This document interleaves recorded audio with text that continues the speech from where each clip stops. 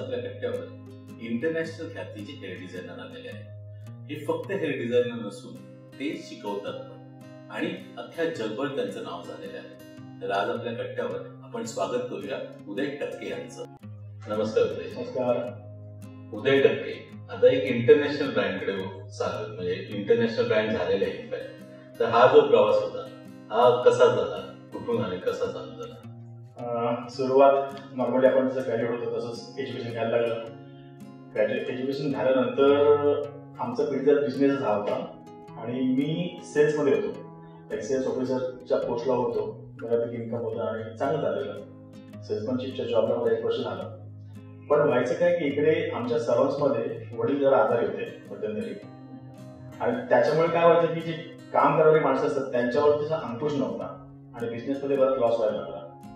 मग मला असं वाटायला लागलं की जाऊन बसलं पाहिजे. मी जेवढा गोड बोलतो, जेवढा मला सेल्समॅनशिपचा अनुभव आहे, हा अनुभव मी माझ्या क्लायंटशी शेअर केला पाहिजे.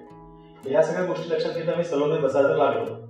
पण त्यावेळेसचा काळ 1986-87 ज्या गोष्टी आहेत की त्यावेळेला असं हे नव्हतं की बिझनेसला असं एक रिस्पेक्ट नव्हता किंवा सलून कारागीर म्हणलं की असं एकदम लेक्चर इसको कुछ भी नाही आता है तर हे हा काम करतो असं सगळं व्हायचं.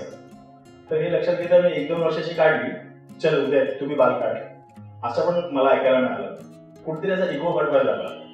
मी असं म्हणत नाही की आपण फार मोठे स्मार्ट असतो किंवा काय, पण कुठेतरी त्याच्या मागची वागणूक किंवा बघण्या दृष्टिकोन लोकांचा बरोबर नव्हता. मग मला कळलं की एज्युकेशनशिवाय लोकांना पर्याय नाही आहे. मी माझे कोर्सेस सुरू केले. माझी पहिल्यांदा एक गुरु होती, म्हणजे आता नाही आहे, नाही डॉक्टर श्यामला देसाई. त्यांच्याकडे ब्युटीचा डिप्लोमा केला, हेअरचा केला, रुक्मिणी होनावर म्हणून होत्या त्यांच्याकडे केला. आणि मग मला कळलं की आउट ऑफ इंडिया जायला पाहिजे. मी लंडन, सिंगापूर, मलेशिया, हाँगकाँग, बँकॉक पासून अगदी जर्मनी आणि आता लेटेस्ट पॅरिसला पण, म्हणजे असा माझा प्रवास पण भरपूर झाला की जिकडून भरपूर काही शिकलो ते माझ्या सर्व्हमध्ये वापरलं. आणि ते वापरत असता असता लोकांना ते आवडायला लागलं सर्व्हिस. आणि मग त्या माझ्या सर्व्हिसमुळे माझं सर्वांचं नाव झालं आणि इतर पण ठिकाणी नाव व्हायला लागलं. समाजामधनं मला विचारण्यात करण्यात आलं की तुम्ही आमच्या मुलांना शिकवाल का. असं करून करून मी हळूहळू समाजाकडे ओढलो गेलो. समाजसेवा आपण करतोच. तर त्याच्यामुळे काय झालं की आज जगभरामध्ये देवाच्या कृपेने ह्या ज्याची सुरुवात 1987ला माझ्याकडनं झाली की मी ओढलो गेलो. मुळात नव्हतं जायचं, पण त्याच्यानंतर तो प्रवास आज तीच लोक जी मला म्हणायचे की चल नव्हते बालकाट नाही, त्या विचारता की तुम्ही मुंबईमध्ये आहात की आउट ऑफ इंडियामध्ये आहात, हा प्रवास त्या कलेमुळे मला मिळाला आणि अभ्यासामुळे मिळाला. म्हणजे खारचं तुमचं पहिलं दुकान, म्हणजे जे फॅमिली त्या एका दुकानापासून आज तुमची 5 दुकान आहेत आणि एक फ्रँचायझी आहे. तर तो जो प्रवास होता हा किती सोयीस्कर होता किंवा किती इझिली झाला? कसं आहे ना की सुरुवातीला सगळ्या बिझनेसमध्ये टीकाकार सगळे असतात. म्हणजे जर एखाद्या शॉपमध्ये नवीन काहीतरी करायचं किंवा आम्ही ॲप्रॉन घालायचं असं जरी म्हटलं तरी काही क्लायंट असे यायचे की ॲप्रॉन घाला, सफेद डॉक्टर बनून घ्या, किंवा आम्ही जर एखादा होल्स्टर लावायचं म्हटलं ज्याच्यामध्ये आपण सीझर ठेवतो, फोन ठेवतो, अरे एका तुम्ही तिकीट लेता आहे का, म्हणजे असं पण हिणवलं गेलं. तरीही तो लढा असतो नवीन आहे ना, ह्यांना दाखवायला लागेल मला, हे आज जे आम्हाला समजतं. मध्यंतरी आम्ही रेट वाढवले होते, काहीतरी 40 रुपीज चाय त्यावेळेची, म्हणजे 87-88ची गोष्ट, फक्त 40 रुपीज केसांचे केले होते. त्यावेळेला भरभरून लेख आले की केसाने गळा कापायला लागले लोकही. त्याच्यानंतर काय की आम्ही टायपिंग करून 1 तासामध्ये आम्हाला 40,000 रुपये दिवसाचे पण मिळत नाही, तर तुम्ही एका कटिंगचे घेता, असेही व्हायला लागलं. मग त्याच्यापासून आम्हाला असं व्हायला लागलं की तुम्हाला कोणी सांगितलं की तुम्ही हेच करा, तुम्ही पण या कलेमध्ये या किंवा अजून कुठली कला अंगात या, तुम्ही नुसती 8 तासाची नोकरी करता, तुम्ही का बिझनेसमॅन होत नाही. तर ते म्हटलं लोकांना असं नुसतं बोलून दाखवायचं नाही, आपण करून दाखवायचं. मग हळूहळू उद्योगाकडे आल्यानंतर मग फ्रँचायझी वगैरे कळायला लागलं. मग सर्वांची एकाची 5 झाली, आता फ्रँचायझी मध्ये सुरुवात केली.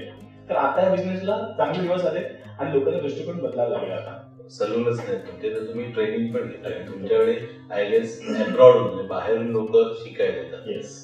तर तो जो असतो ना की आपण एक चालू केलेला फॅमिली बिझनेस आणि तो जस्ट म्हणजे असं तुम्ही म्हणत ऍक्सिडेंटली तुम्ही याच्यात आलात आणि तो त्यांना ते शिकवण्याचा जो तुम्ही शिकवता त्यांना जेव्हा तुम्ही सर्टिफिकेट देता किंवा त्यांचा जो सक्सेस बघून, तेव्हा तुम्हाला कसं फील होतं? ऍक्च्युली हल्लीची गोष्ट की मुंबईला एक अवॉर्ड फंक्शन झाला. आमचा अवॉर्ड फंक्शन म्हणण्यापेक्षा कॉम्पिटिशन्स असतात. इंडियातले महारथी त्या कॉम्पिटिशनला उतरतात आणि त्या कॉम्पिटिशनला जवळजवळ 300 पैकी 20 मुलांना, आमच्या स्टुडंटला कोणाला गोल्ड मिळाला, कोणाला सिल्वर मिळाला, कोणाला ब्रॉन्झ मिळाला. तर तो एक माझ्यासाठी फार मोठा दिवस होता की माझ्या अकॅडमीतल्या 20 मुलांना त्याच्यामध्ये पारितोषिक मिळाले. आणि असं बघितलं तर माझ्या अकॅडमीमध्ये म्हणजे लोकांना असं म्हणाले की उद्या केजीला फॅक्टरी आहे, स्टुडंट्सला फॅक्टरी आहे असं देवाच्या कृपेने म्हणतात. मग माझ्या फॅक्टरीतली मुलं कुठे जातात इकडे तयार झालेली.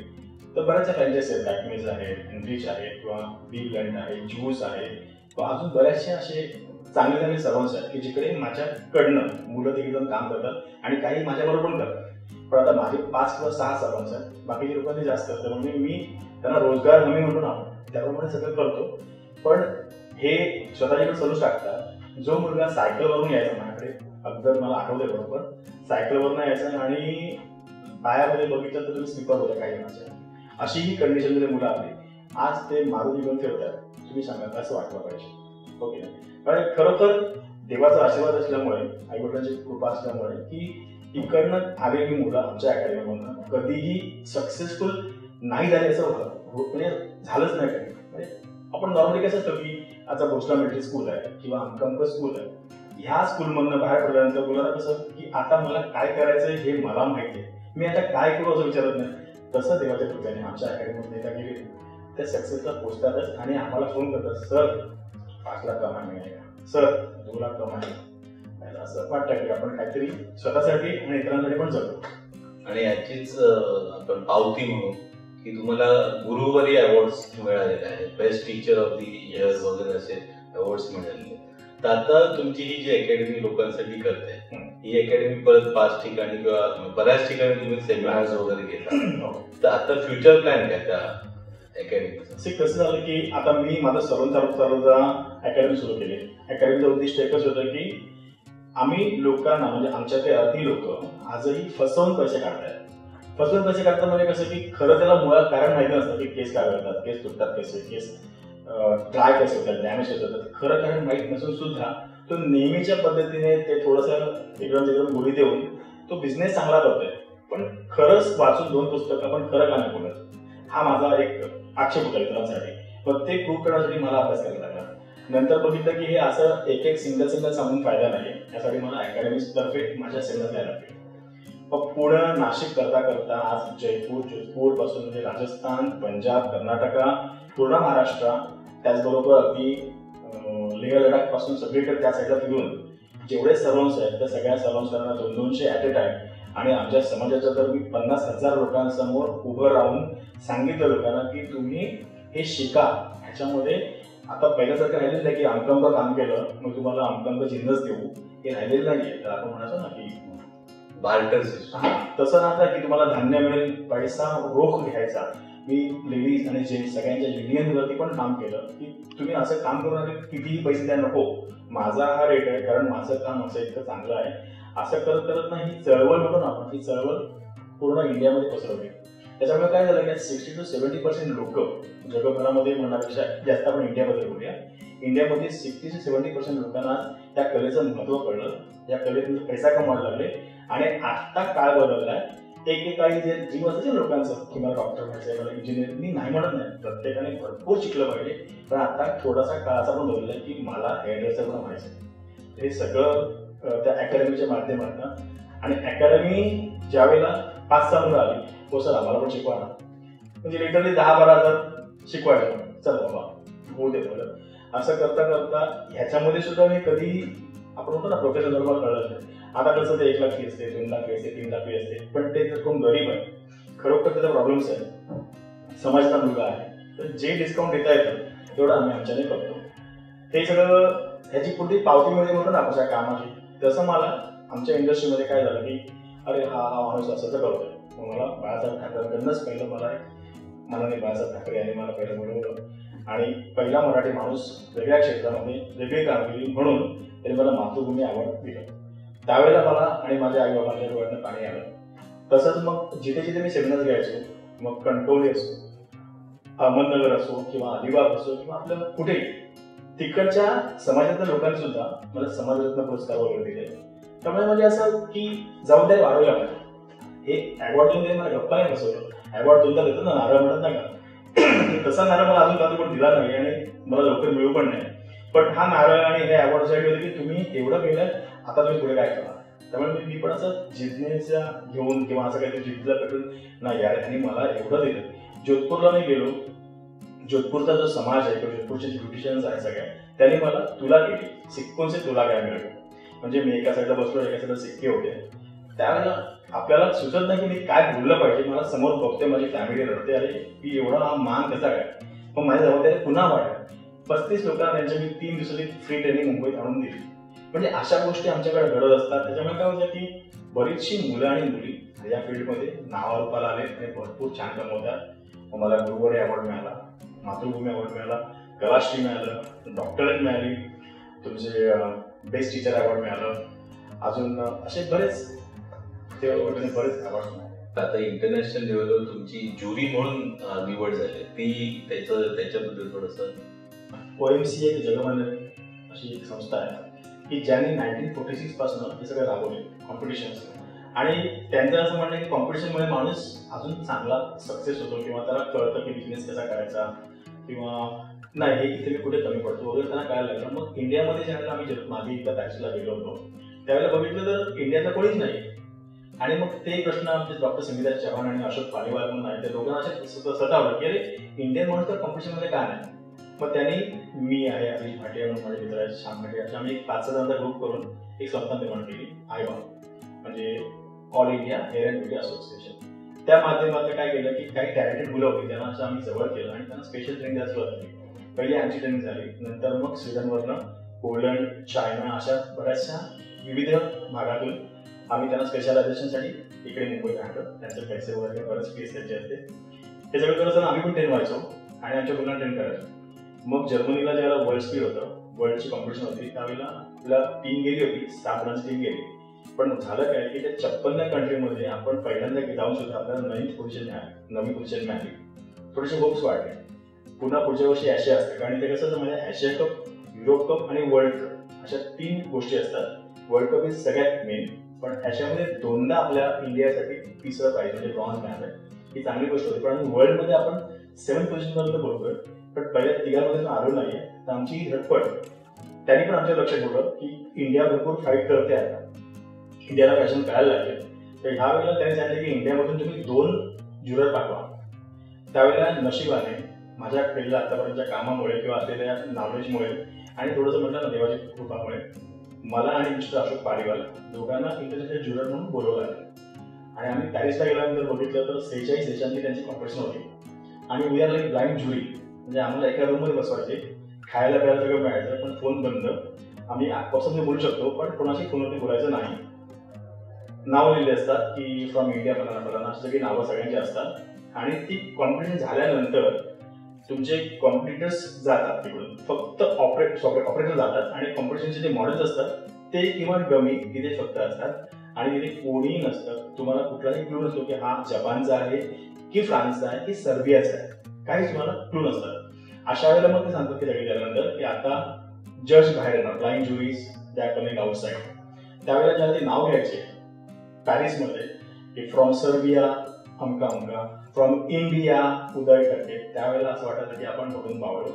कारण लहानपणापासून एक स्वप्न असतं ना माणसाचं की माझ्या घरात मला लोकांनी मानलं पाहिजे, माझ्या घरामध्ये पहिलं शेजारी सुद्धा मला रिस्पेक्ट केला पाहिजे, समाजाने माझा उद्धार केला पाहिजे किंवा समाजाने भरपूर काम केलं पाहिजे, देशासाठी काम केलं पाहिजे आणि थोडंसं हळूहळू स्वप्न वाढतं इंटरनॅशनल नाव व्हायला पाहिजे. तशा सगळ्या स्टेजमध्ये गेलं आणि त्यामुळे मला अभिमान वाटतो की मी आज इंटरनॅशनल ज्युरर म्हणून मला कार्ड मिळालं आणि मी 2 वर्षापर्यंत इंटरनॅशनल ज्युरर म्हणून राहणार. हे सगळं करत असताना जर तुमची ज्युरी सिस्टम चुकली, तुम्ही पासिटी केली किंवा तुम्ही चुकून कोणातरी पुढे केलं मागितलेलं किंवा तुम्हाला कळलं नाही तर तुम्हाला येलो कार्ड मिळतं. आणि अशी 4 येलो कार्ड मिळाले की तुम्हाला 2 वर्षाची बंदी घातली जाते. पण देवाच्या कृपेने त्या एक्झाममध्ये आम्ही पास होऊन नाव आय एम ॲक्च्युली इंटरनॅशनल ज्युरर. आणि आता वर्ल्ड कपला सुद्धा मला फुल स्कोप आहे की इंडियातर्फे आम्हालाच त्यांनी बोलून हवं लागते.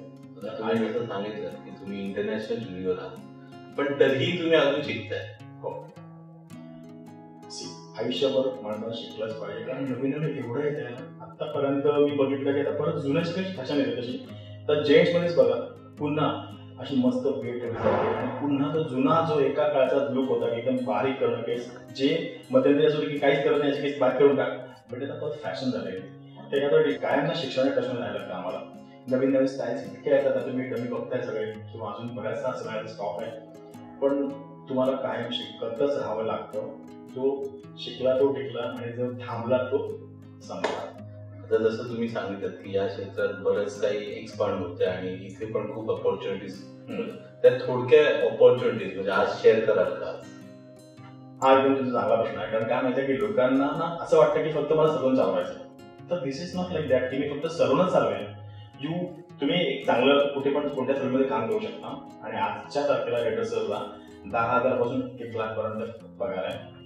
बरं, तुम्ही ब्युटी थेरपिस्ट म्हणून काम करू शकता, तुम्ही एक आपण म्हणतो ना की स्पा स्पेशालिस्ट म्हणून तुम्ही काम करू शकता, किंवा तुम्ही तुमचं सलून टाकू शकता. ह्या झाल्या बाबी किरकोळ बाबी, म्हणजे की हे करायचंच आहे. पण बरीचशी मुलं क्रूजवरती गेली. बरेचसे मुलांनी एका विषयामध्ये स्पेशलायझेशन करून त्या कंपनीमध्ये जॉईन झाले. उदाहरणार्थ लॉरियल कंपनी आहे किंवा शॉर्टकॉ कंपनी आहे किंवा अजून कुठल्या कंपनी असेल, त्यांच्याकडे ट्रेनर म्हणून सुद्धा आमची माणसं आहेत, म्हणजे आमच्या अकॅडमीमध्ये माणसं आहेत. किंवा अशा म्हणजे कंपन्यांचे टेक्निशियन्स, किंवा मी म्हणतो ना की फॉरेनला गेली, आता फॉरेनला जायचं आहे, त्यांच्याकडे इंटरनॅशनल कोर्स नाही. माझ्या अकॅडमीमध्ये सगळे कोर्सेस असल्यामुळे माझ्या सर्टिफिकेटमुळे आज कोण कॅनडाला काम करते, कोण न्यूझीलंडला काम करते, लंडनला काम करते आणि दुबईसारख्या ठिकाणी पण बरेच जण आहेत, मालदीवला आहेत. तर हे एक ऑपॉर्च्युनिटी चांगली त्यांना मिळाली. आता जसं तुम्ही सांगितलं 5 दुकान आहेत आणि आता फ्रँचायझी पण तुम्ही चालवत आहे, तर तुमचा गोल काय आहे लाईफमध्ये? बेसिकली माझं असं म्हणणं आहे की सगळे टाकतात आहेत, मला पण सगळ्यामध्ये इंटरेस्ट आहेच आहे आणि ते मी करणारच, ते माझी बेसिक आहे. पण एक होते की कुठंतरी देवाने मला काही ताकद दिली आहे किंवा म्हणतात ना आईवडिलांची कृपा की मला शिकवता येतं. असं लोकांचं म्हणणं की तुम्ही चांगलं शिकवता, तुम्ही लोकांना भरभरून देता आणि लोकांना सर्टिफिकेशन मिळतंय. मग असं वाटतं की हे एवढं नॉलेज माझ्याकडे आहे. माझी बायको पण याच्यामध्ये पारंगत आहे, माझा मुलगा पण चांगला ट्रेन झाला आहे आणि तोही चांगलं शिकवतो. आमचं आता फॅमिलीमध्ये आम्ही परत फॅमिली झालो. म्हटलं की नुसतं इथेच नाही राहता, पूर्ण महाराष्ट्रामध्ये याची आता फ्रँचायझी द्यायची आणि महाराष्ट्रानंतर मग परत इंडियाकडे बघायचं. कारण आता उगाच जास्त इंडियापर्यंत गेलो आणि मग महाराष्ट्राचं बंद पडलं असं नको. तर मी पहिली माझी मुंबईच्या कसं कामीच केलीच आहे. आता महाराष्ट्रामध्ये थोडंसं आपण चांगल्या ठिकाणी मेहनत करायची, की ज्या लोकांना माझ्याकडे येत नाहीये तिथपर्यंत मी पोहोचेल, माझी अकॅडमी पोहोचेल आणि मग भारतामध्ये काही ठिकाणी मोजक्याच ठिकाणी द्यायचं झालं माझं प्लॅन.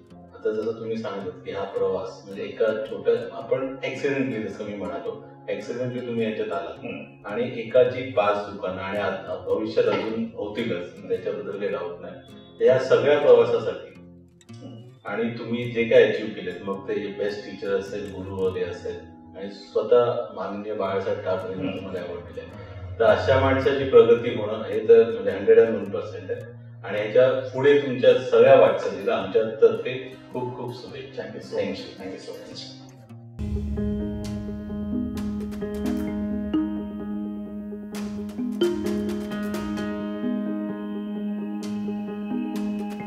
वॉर्मअप करताना असंच विचार केलेला की या वर्षी त्या पोडियमवर उभं राहायचं आहे, कुठल्या तरी प्लेसवर, फर्स्ट सेकंड थर्ड. आणि मग झालं इव्हेंट आणि त्याच टूरमध्ये मी काहीतरी खाल्लं, मला डिसेंट्री झाली आणि मग मी वॉर्मअपसुद्धा केलं नव्हतं माझ्या फायनल्सच्या आधी. मी अशीच उभं राहून फक्त वॉकिंग करत होती आणि त्याच्यात मी धावली आणि लकीली आय डोंट नो मला 7th लेन मिळालेलं, not even the best lane. Me first केलं तिकडे. आणि ते ॲक्च्युली असं असतं की तुमचे बेस्ट रेसेस तुम्हाला आठवण नसतात, तुम्ही काय धावलं आहे म्हणजे विचार येत नाही ना, तेव्हा बेस्ट होऊन जातं ते.